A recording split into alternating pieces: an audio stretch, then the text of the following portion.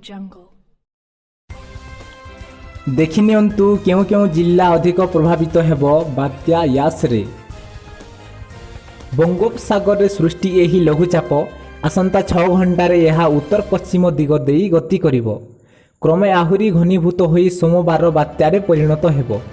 परवर्ती 24 घंटारे यह अति भीषण सामुद्रिक झड़रे परिणत होई 26 तारिख संध्या सुद्धा उपकूल छुईबो बोली भारतीय पाणीपाग विभाग पक्षरु कुहा जाईछि।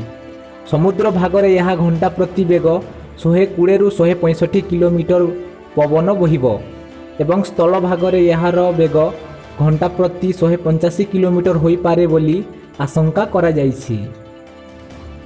भुवनेश्वर स्थित आंचलिक पाणीपाग केन्द्रर विशेषज्ञ उमाशंकर दास कहिसंती वर्तमान सुद्धा जहाँ आकलन करा जाईछि बालेश्वर, भद्रक, जाजपुर, केन्द्रापड़ा, मयूरभंज, जगतसिंहपुर, कटक, खोर्धा और पुरी जिल्ला रे वर्षार संभावना रही। तेबे सर्वाधिक प्रभावित हेबे बालेश्वर, मयूरभंज, भद्रक और केन्द्रापड़ा जिल्ला रे अति भीषण वर्षा हेबार संभावना रही।